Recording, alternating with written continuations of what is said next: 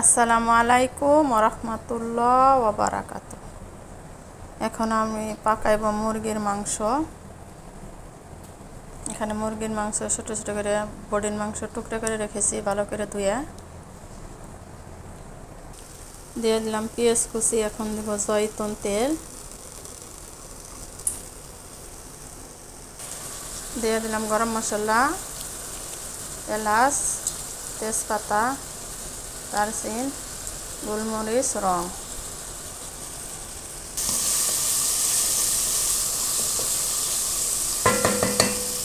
পেঁয়াজটা একটা সামান্য পরিমাণ নেড়ে চেড়ে এখন দেব মুরগির মাংস। আমি পেঁয়াজ লাল করব না। বিসমিল্লাহ।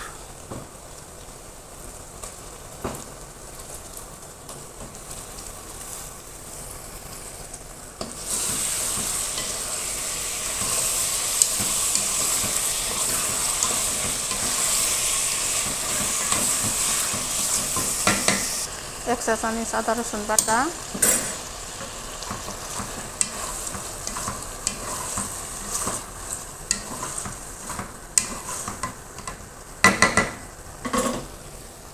এখন ফাঁকি মশলা, ধনিয়ার ফাঁকি, জিরার ফাঁকি, লাল মরিচের ফাঁকি, হলুদ,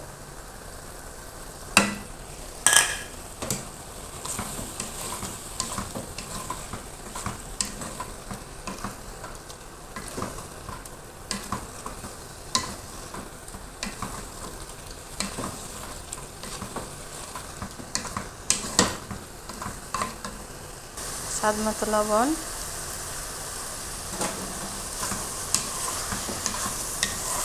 ভালো করে কষাইয়ে নিতে হবে।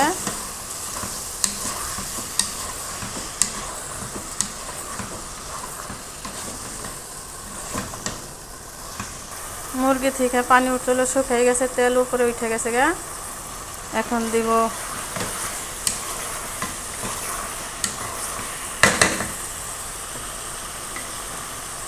টমাটো পেস্ট, আগে টমাটো ফ্রেশ টমাটো আরবিরে বলে টমেটো দিয়ে দিলাম টমেটো।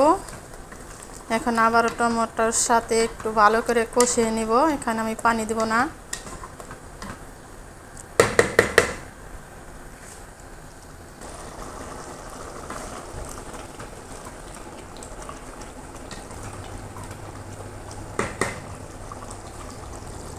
এখন দেব টক দই,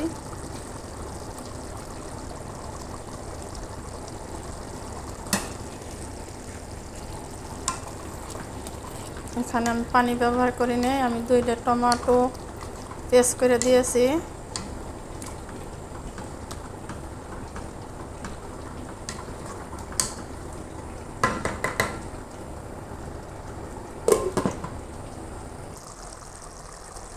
এখন দেব কয়েকটা কাঁচামরিচ। এখন দিয়ে দিলাম টালা জিরার ফাঁকি,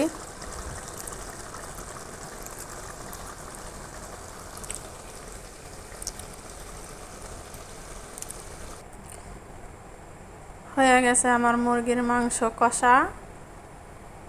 দেখেন কত সুন্দর কালারটা, মাশাআল্লাহ মাশাআল্লাহ। এই কষাটা খাইতে খুবই সুস্বাদু, খুবই মজা। সাদা গরম গরম ভাত দিয়ে সেই স্বাদ, পোলাও দিয়ে।